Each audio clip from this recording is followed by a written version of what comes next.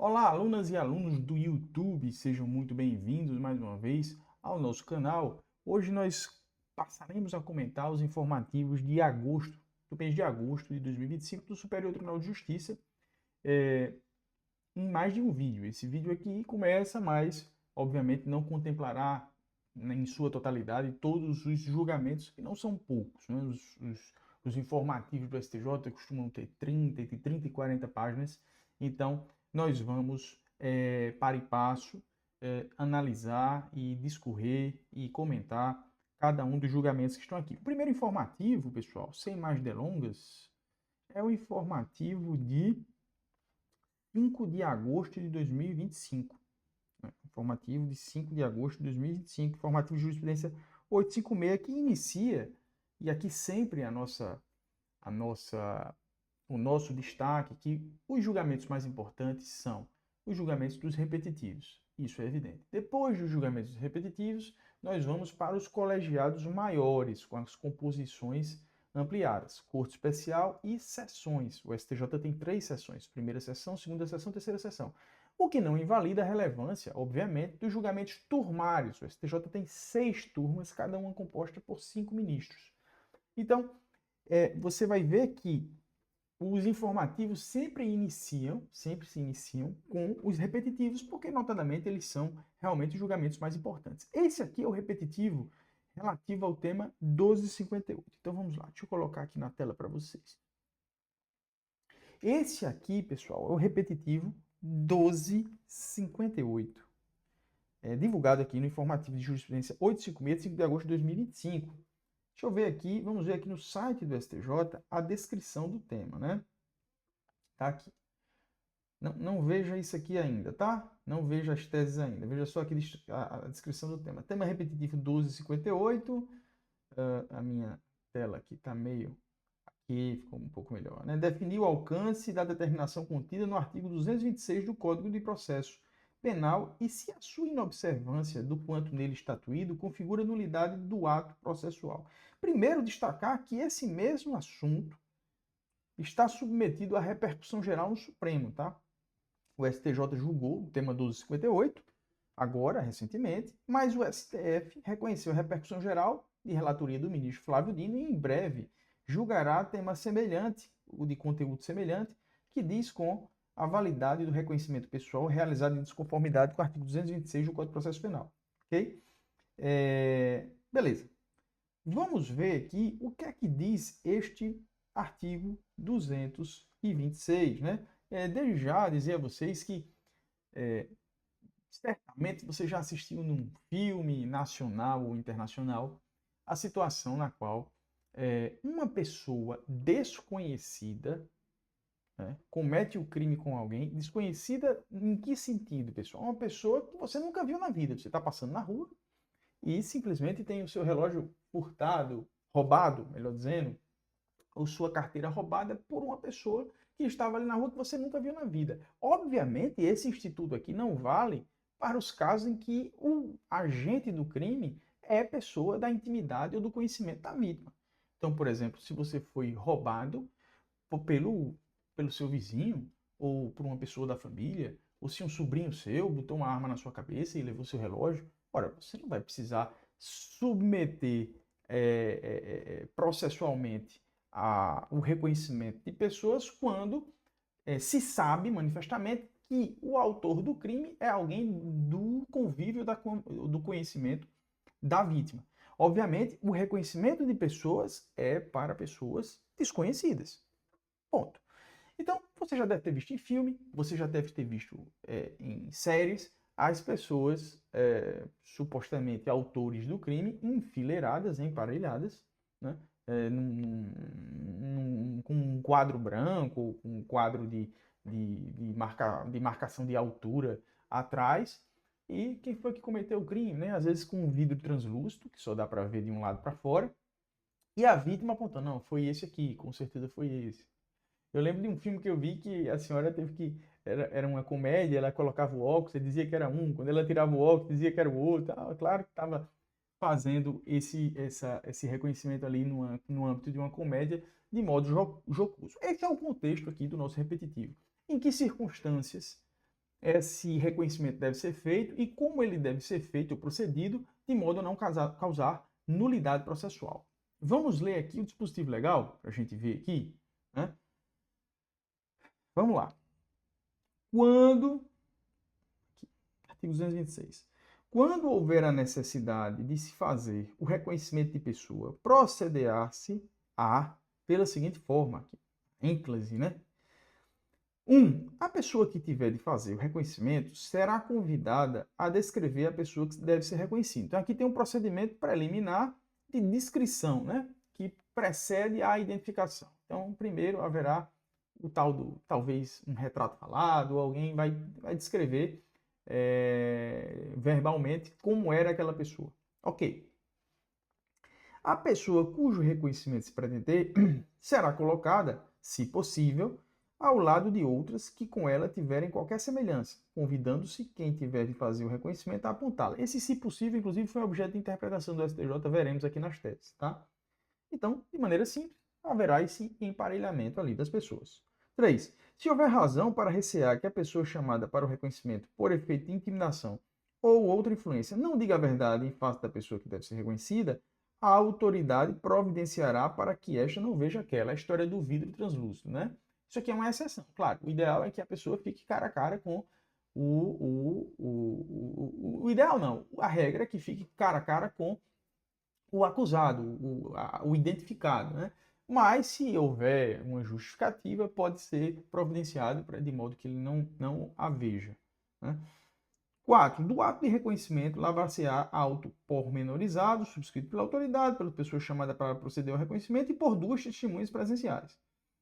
O disposto no número 3 deste artigo não terá aplicação na fase de instrução criminal ou em plenário de julgamento, ou seja, no momento em que já se tiver, né, denúncia e já se tiver na instrução criminal, né, se já tiver no âmbito do processo criminal, essa barreira de visualização, né, do item 3 aqui, que é essa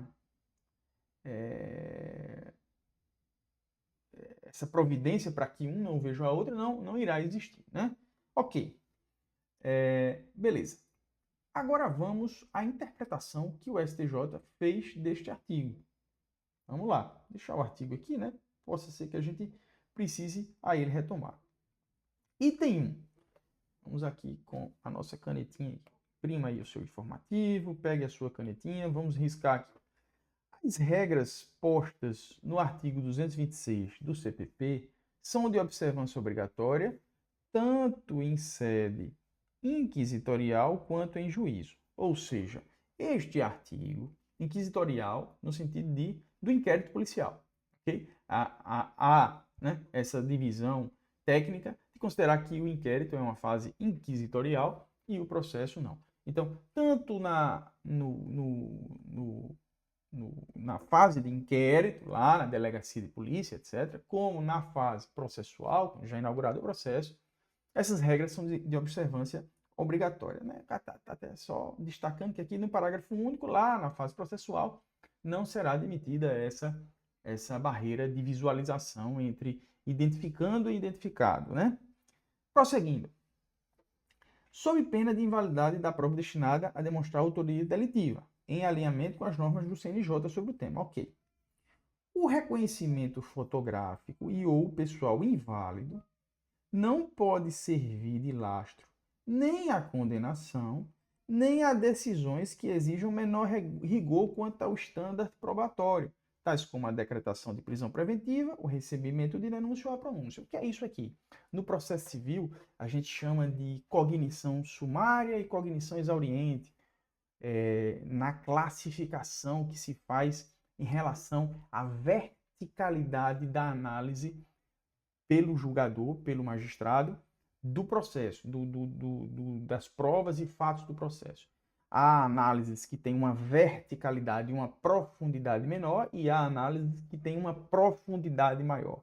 O que ele está dizendo aqui é que o reconhecimento fotográfico feito de modo dissociado das normas do artigo 226 do CPC invalidará tanto os provimentos jurisdicionais ou as decisões jurisdicionais de verticalidade profunda como de verticalidade superficial, como a decretação de prisão preventiva, que ela não envolve um juízo definitivo de culpabilidade, não envolve um juízo profundo de análise dos autos, e o recebimento da denúncia ou a pronúncia, que inclusive é indúbio pro societate, e de modo que não apenas é inicial, perfunctório, tem essa palavra antiga, né? Perfunctório, no sentido de ser só um perfume, de ser só um cheiro, um odor, enfim, de ser superficial na sua verticalidade em relação ao exame, como também aqui é indúbio pro societate. Então, num caso, não adianta dizer, não, mas foi só uma decisão de recebimento de denúncia,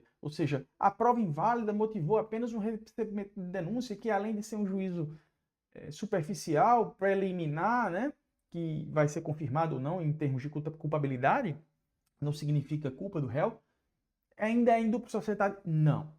Se houve descumprimento das normas do artigo 226, haverá, num caso ou no outro, nulidade. Isso aí é importante, inclusive, para você que estuda para concurso, uma questão aí clássica. Né?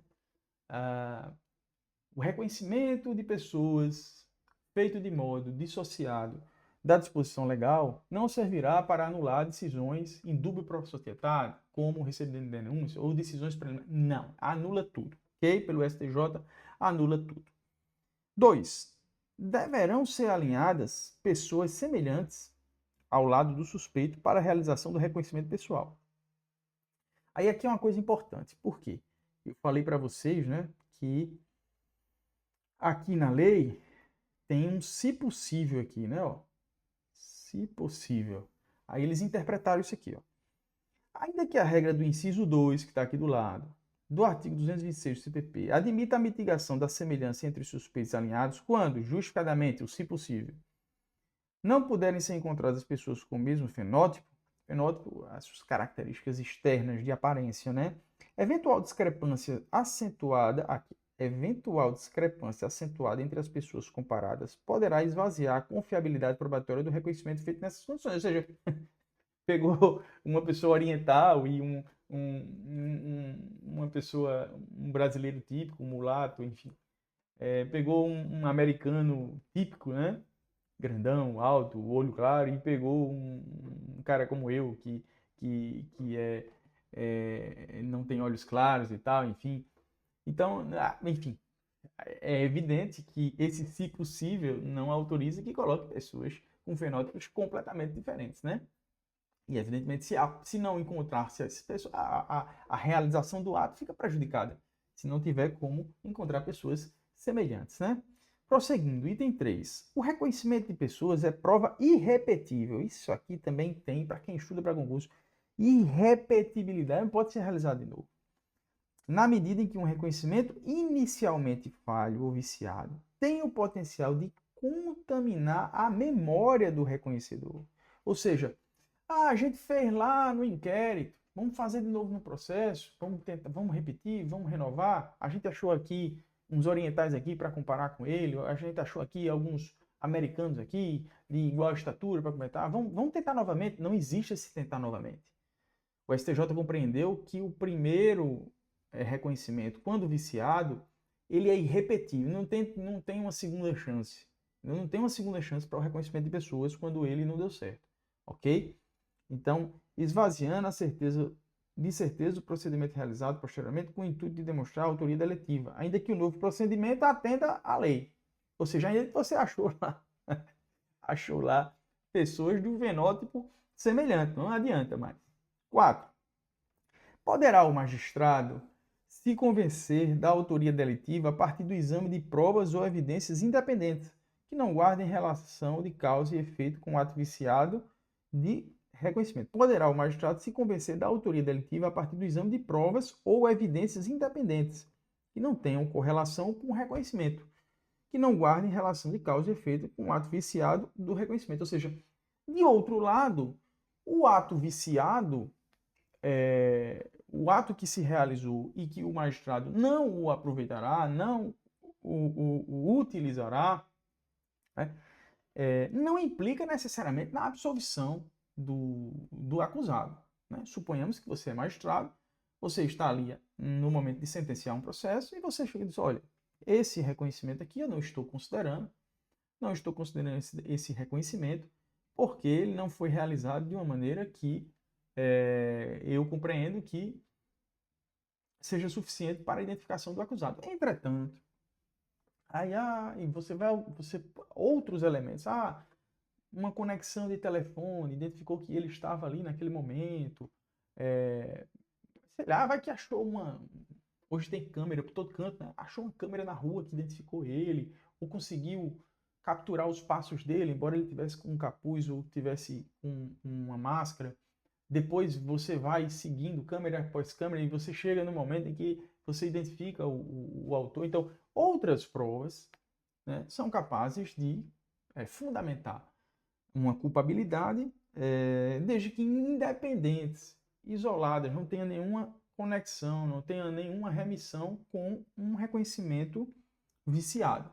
Isso aqui parece evidente, mas é importante. É importante esse item 4, porque esse item 4 conduz a uma consideração de culpabilidade com base em outros elementos independentes, né? 5. Mesmo o reconhecimento pessoal válido deve guardar congruência com as demais provas existentes do fato. Se pode ter uma prova contraditória com o reconhecimento, ou seja, o cidadão estava em outro país, o cidadão comprovadamente não estava naquele local que ele realizou, que foi realizado um roubo, e somente porque ele foi identificado pela vítima, vai se fundamentar um decreto. Ou seja, essa prova, quando não é que ela seja considerada isoladamente, mas quando em contradição com outras provas, no mais produzidas pela defesa, na instrução processual, ela não terá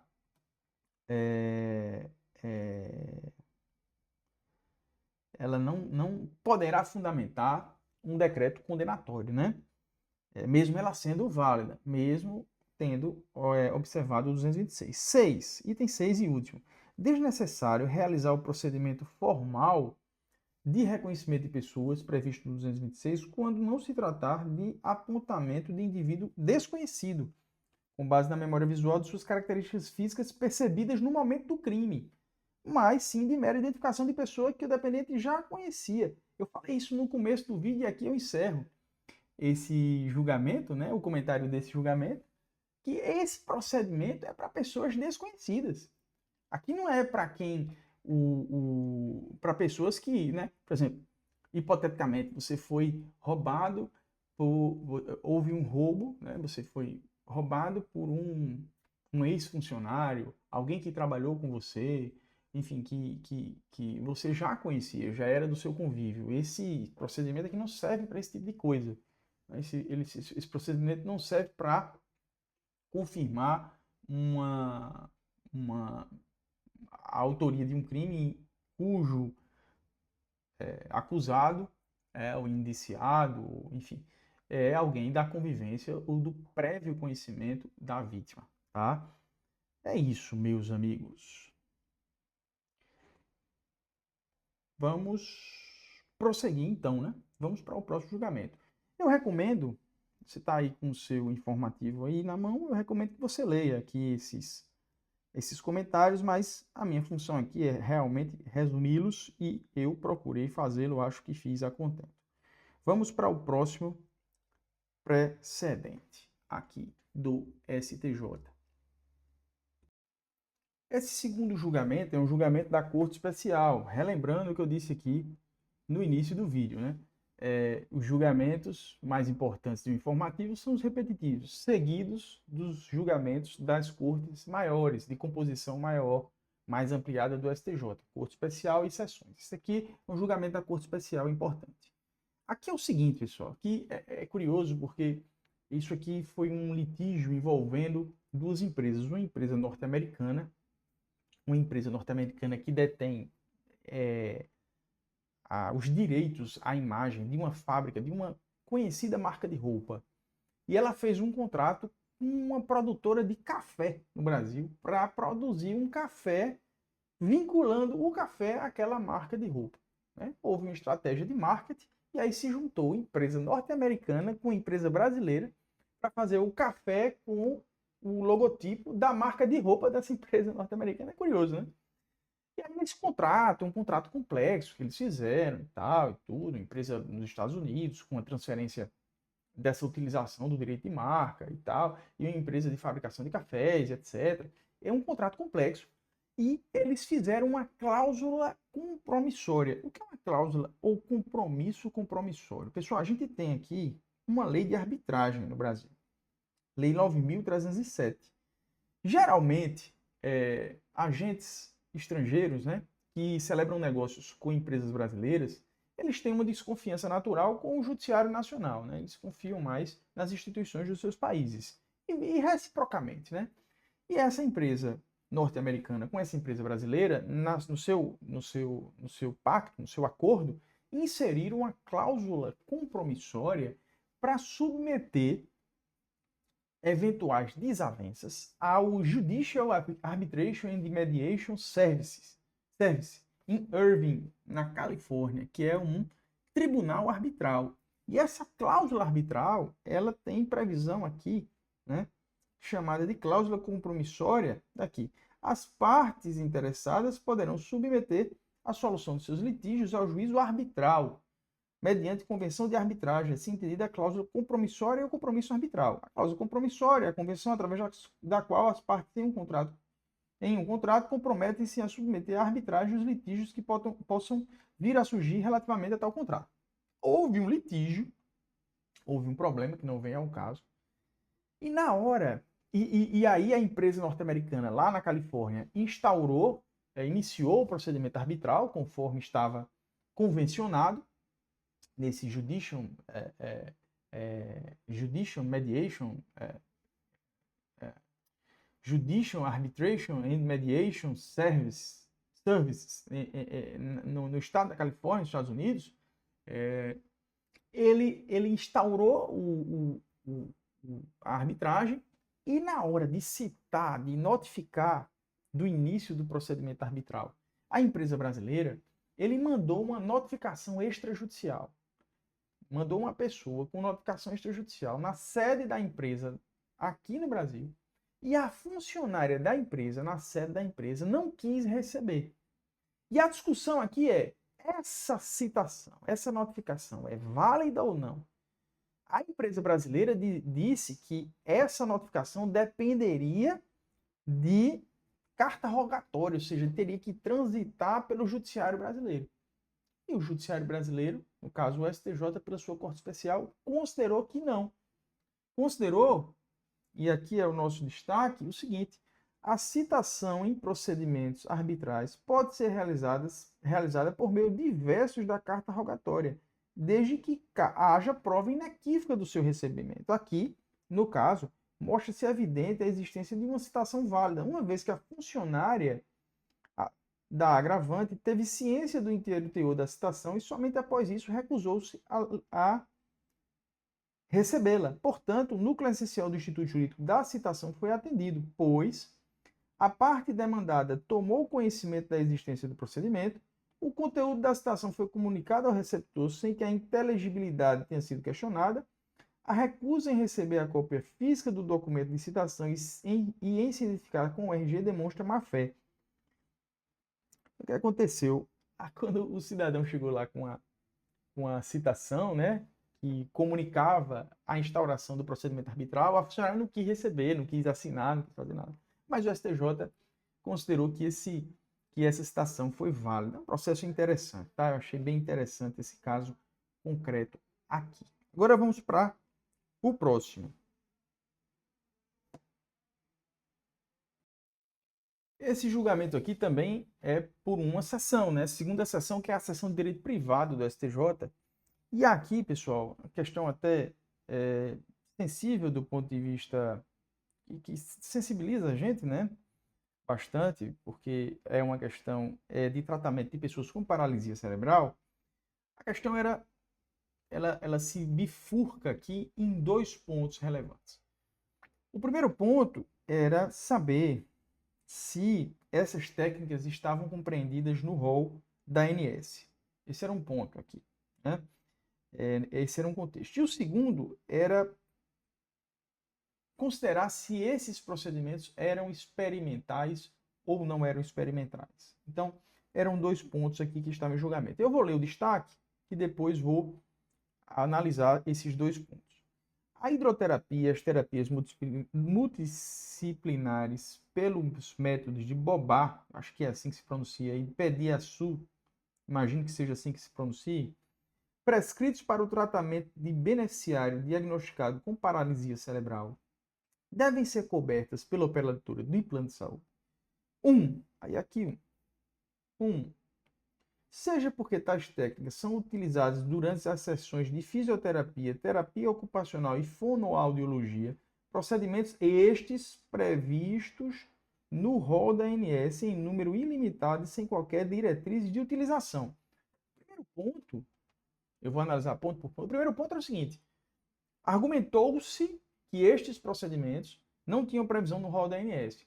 Só que o STJ meio que considerou não como especificamente procedimentos, mas como técnicas eleitas pelos profissionais de fisioterapia, terapia ocupacional e fonoaudiologia, como procedimentos necessários para o tratamento do paciente. E estes profissionais têm a liberdade de eleger, dentro das sessões ilimitadas que estão cobertas no rol da ANS, eles têm liberdade técnica para escolher e eleger os procedimentos que eles vão utilizar. Veja o que aqui diz no informativo. Veja só.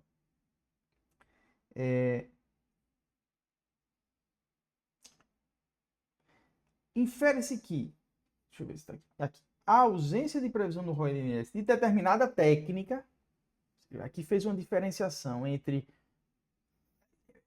a técnica que é eleita pelo profissional que vai ser que vai atender o paciente, né? Método ou terapia, abordagem ou manejo a ser utilizado pelo profissional habilitado a realizar o procedimento previsto no rol, ou seja, o procedimento está previsto no rol. Agora, a técnica, o método, a terapia, a abordagem ou manejo que será eleito por este profissional, cujo procedimento, cuja ação, cuja intervenção naquele paciente está previsto no rol, é indicado pelo médico assistente. Então, vai ser indicado pelo médico assistente em conformidade com a legislação específica sobre as profissões de saúde e a regulamentação dos seus respectivos conselhos. E não afasta a cobertura ou a recusa do atendimento. Aqui, nesse outro parágrafo, aqui, ó. A operadora deverá garantir a realização do procedimento previsto no rol, indicado pelo profissional assistente, cabendo ao prestador apto a executá-lo a escolha da técnica, método, terapia, abordagem ou manejo empregado. Essas sessões de fisioterapia, terapia ocupacional e fonoaudiologia estão no rol da ANS e para realização em número ilimitado. E estes profissionais elegeram os métodos de Bobá e Pediaçu e essas terapias multidisciplinares para aplicá-las como o melhor método. Então, foi uma escolha do profissional e que deve ser escolha por um profissional cuja intervenção está abrangida pelo rol da ANS. Esse é um ponto. E o segundo ponto, que é aqui, ó, esse segundo aqui, seja porque, a partir dos parâmetros delineados pela ANS, os referidos métodos não podem ser considerados experimentais. Ou seja, tanto se tratam de métodos e, por se tratarem de métodos que são eleitos pelos profissionais das técnicas que estão e das intervenções que estão previstas no rol, estes métodos não são experimentais. E aqui o informativo analisa, né, 1 a 1 e diz por quê, né? Com relação à terapia tal, não há norma do CFM que a defina como não há norma que a defina como experimental. Aí aqui o método de Bobá, desde a ANS faz expressamente que estão incluídos em procedimentos clínicos e laboratoriais, de reeducação e reabilitação, neurológica, tarará, tarará. Então aqui ele explica que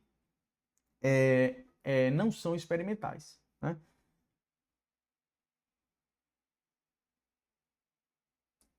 E aqui ele faz a síntese final. Então, nem são experimentais, e embora não estejam lá no rol da ANS especificamente, eles são eleitos como método pelos profissionais cuja intervenção está prevista para, em número ilimitado, tratar dessa doença, tá? Então, é isso, pessoal. Vamos para o próximo.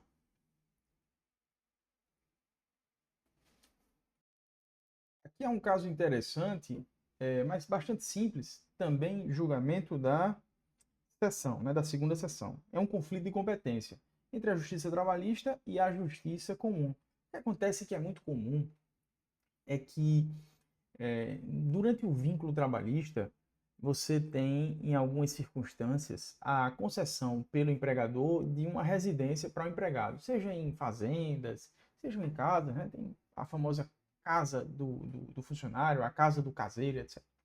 E aqui, mesmo depois de encerrado o vínculo empregatício, me parece, também não quero expor aqui a situação dos autos, para não expor ninguém, mas o que parece aqui é que o funcionário, o ex-funcionário, né, continuou ocupando aquele bem que ele ocupava à época na condição de funcionário, o vínculo empregatício terminou e ele ingressou com a pretensão de usucapir aquele bem, né?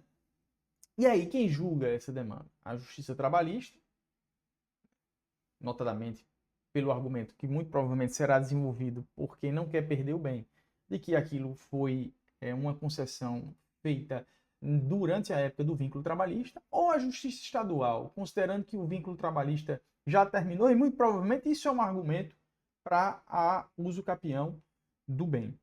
Ou seja, mesmo que ele permaneceu ocupando o bem mesmo depois do término do vínculo trabalhista. O STJ entendeu que, limitando-se a pretensão à declaração de domínio sem que a discussão esteja especificamente relacionada ao vínculo empregatício e à míngua de qualquer outra situação que poderia atrair a competência da justiça especializada, deve a ação tramitar no juízo comum. Então, reconheceu aqui a competência da justiça estadual. Ok? Vamos para o próximo julgamento. Direito tributário, transação tributária. Pessoal, existe uma lei de transação tributária. O que é uma transação? É a concessão de favores recíprocos no sentido de terminar ou de encerrar uma obrigação. As obrigações, isso é uma lição clássica do direito civil, também se aplica ao direito tributário. As obrigações nascem com o desejo de morrer, elas querem ser extintas, seja pelo pagamento, seja pela compensação, seja pela prescrição, pela decadência. Existem várias formas de se extinguir uma obrigação, e se você quer que ela seja extinta mesmo, especialmente cumprida de maneira perfeita e acabada, e que não remaneça nenhum tipo de litígio ou de problema dela decorrente. Esse é o ideal, né? Que ela nasça, morra sem nenhuma intercorrência. É possível que, para encerrar uma obrigação, e aqui no caso uma obrigação de natureza tributária, se haja concessões recíprocas e se transacione um modo de sua extinção. Evidentemente que em se tratando de tributo, e aí eu lembro a vocês o conceito de tributo do artigo 3º do CTN, a cobrança do tributo se dá de maneira por atos administrativos ou por um processo administrativo indisponível, atos de indisponível, não há disponibilidade na Constituição, na formatação, na cobrança do crédito público, mas a lei veio, a Lei 13.988, e instituiu critérios para a transação e são publicados editais no âmbito da Procuradoria da Fazenda Nacional que instituem a possibilidade ou convidam os contribuintes ou chamam os contribuintes para transacionar. A questão aqui é interessante. O contribuinte ele tinha uma ação anti-exacional, eu não sei aqui se era uma ação anulatória, se era embargos do devedor, enfim, uma ação anti-exacional que é o gênero que está lá no artigo 38 da Lei de Execuções Fiscais, que tem a pretensão de se defender de uma tributação, levando algum argumento de direito que seria capaz de impedir a sua cobrança, seja a inconstitucionalidade do tributo, seja a ilegitimidade ou argumentos relativos à hipótese de incidência que não abrangeria aqueles fatos geradores, etc. Ok, qualquer argumento que seja. E o contribuinte, ele perdeu essa ação. Perdeu no primeiro grau e, naturalmente, quando se perde uma ação que não seja mandado de segurança, se é condenado em honorários. E no mandado de segurança não tem condenação em honorários, mas numa ação ordinária tem. Né? Seja embargos de execução, seja... Aqui, provavelmente, uma ação ordinária, porque os embargos de execução têm os honorários substituídos pelos honorários já da execução fiscal. Então, provavelmente aqui uma ação anulatória, uma ação declaratória com repetição do débito, uma repetição de débito. A técnica processual não importa. Coloque na sua cabeça. O contribuinte ingressou com a ação judicial para defender-se de uma tributação, levar ao judiciário uma demanda ou uma tutela do direito material anti-exacional de não ser tributado e perdeu. O juiz de primeiro grau julgou improcedente a sua ação. E aí ele foi condenado em honorários. Nesse meio tempo veio o edital chamando, convidando os contribuintes a transacionar e ele tinha perdido a ação já no primeiro grau, o processo ainda ia para o tribunal, a apelação, então ele disse, vou transacionar. E aí ele faz um acordo de transação tributária com a Fazenda. E a dúvida que fica é a seguinte, tá, beleza. Para transacionar, você tem que desistir da ação e renunciar ao direito que você nela reivindicava, ou renunciar às causas de pedir jurídicas, né, as causas de pedir remotas, como se diz, que você reivindicava, os fundamentos jurídicos do seu pedido. Você tem que renunciar, fazer uma renúncia. Ele fez. E como é que fica a condenação em honorários? Ela está inclusa e ela desaparece na transação, ou ela não está inclusa na transação e ele tem que pagar os honorários. O STJ decidiu que diante do silêncio das normas jurídicas relacionadas à transação, seja a lei de transação, seja a transação em si pactuada entre o contribuinte e a Fazenda, os honorários não seriam devidos. E isso foi fundamentado com base em principiologias aqui, princípio da segurança jurídica, da boa-fé do administrado, da proteção da confiança. Eu, particularmente, acompanhei esse julgamento.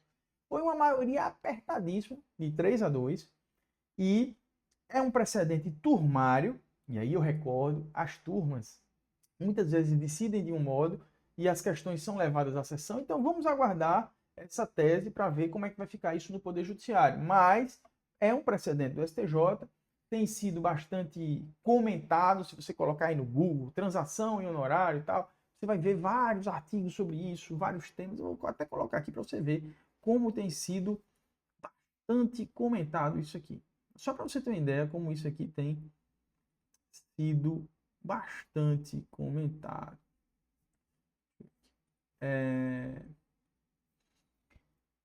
Transação, honorários, STJ, olha só. Transação não gera condenação em honorário, empresa não deve pagar honorário, quem desiste da ação tributária, STJ primeira turma, transação por adesão, STJ vai. Então é notícia, muitas notícias, né? Aqui sobre esse tema. Então é um tema que, para você que estuda para concurso, né, é relevante para saber, né, que os honorários estariam abrangidos na transação. Olha só. A cobrança pela Fazenda Pública de honorários educativos sem previsão na legislação que institui as condições de transação tributária viola a segurança jurídica, a boa-fé do administrado e da proteção da confiança. A peculiaridade aqui é que não tinha previsão, foi no silêncio. No silêncio presumiu-se que os honorários estavam abrangidos pela transação, né?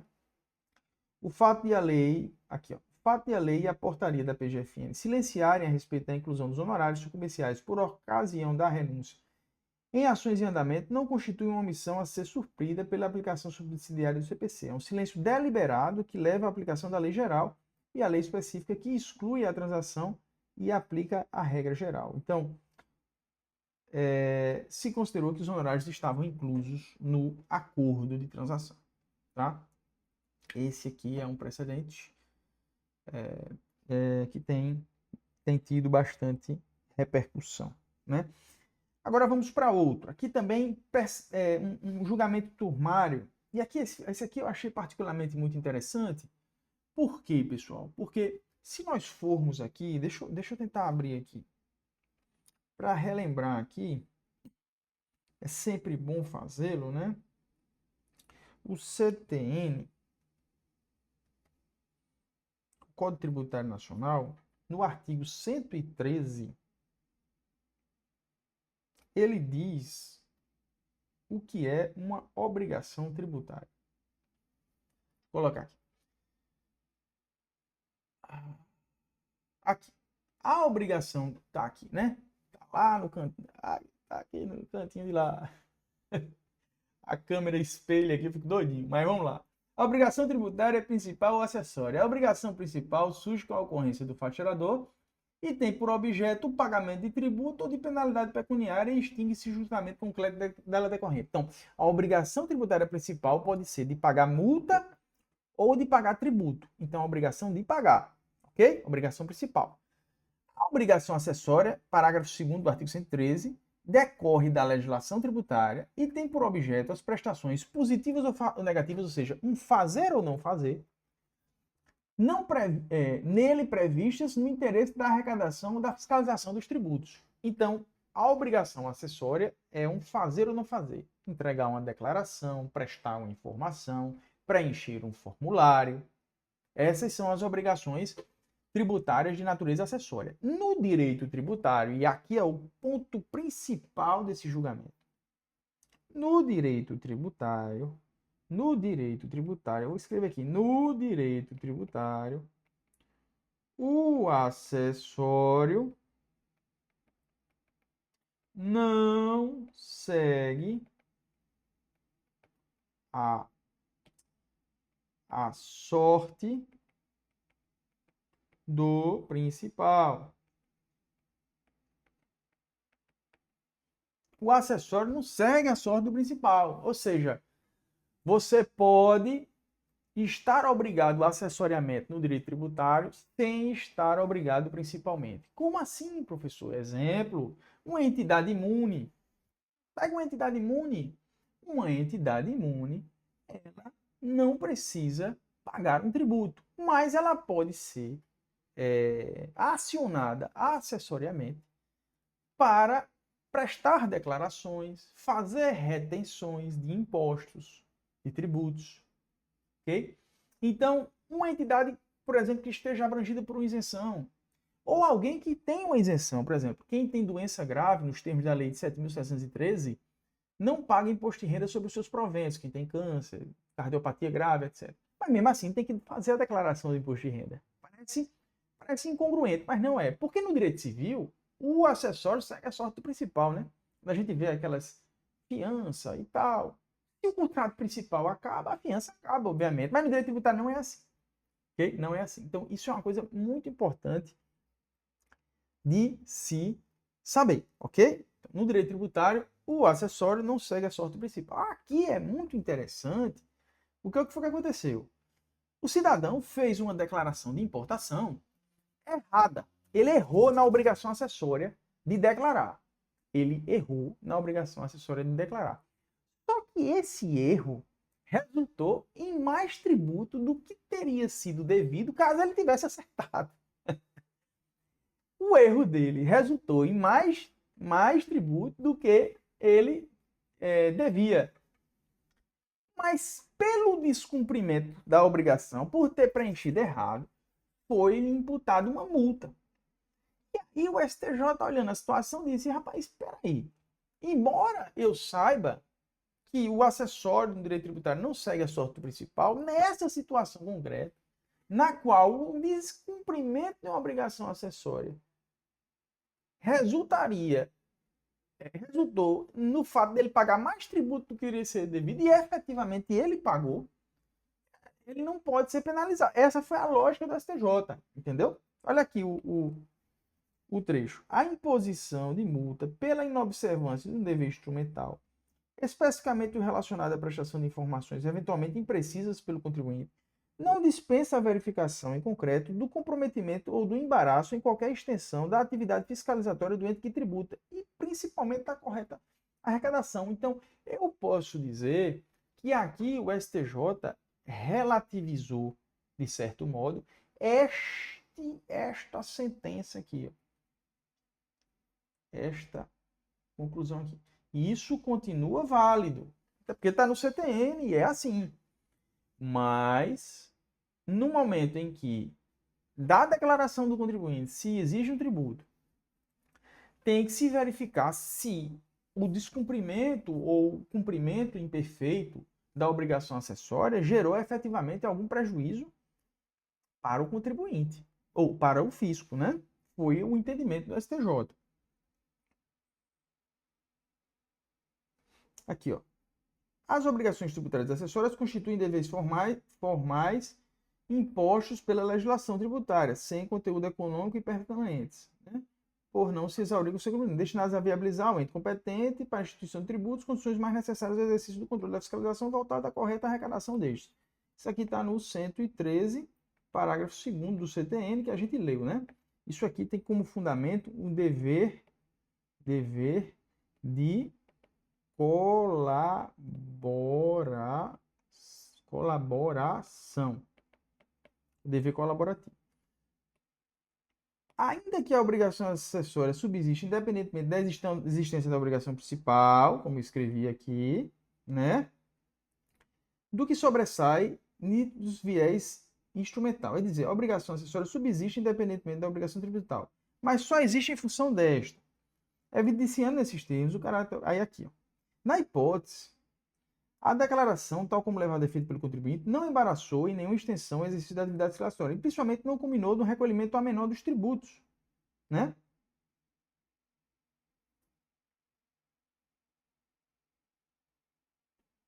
Aqui, ó.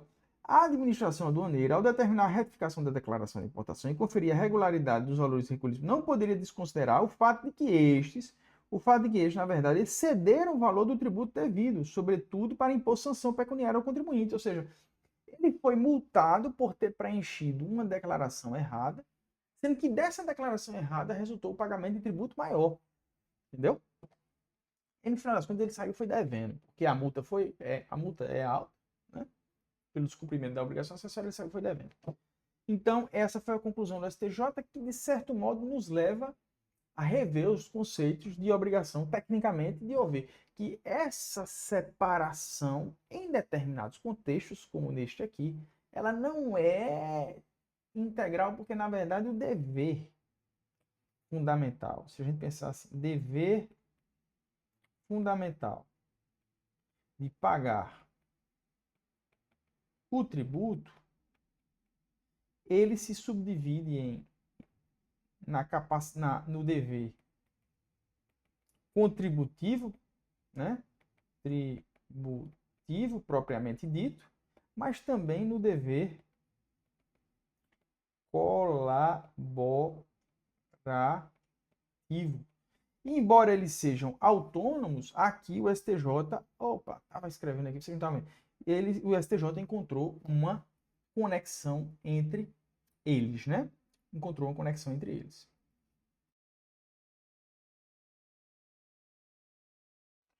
Pessoal, eu vou encerrar aqui essa primeira parte do comentário do informativo 856, que é o primeiro informativo do primeiro semestre do segundo semestre de 2025 do STJ, que a gente está comentando aqui, e voltarei com um comentário dos julgamentos de direito privado e de direito público num vídeo parte 2, tá? Acompanhe aqui e se inscreva para você receber a notificação quando esse vídeo parte 2 desse informativo subir no canal. Até já!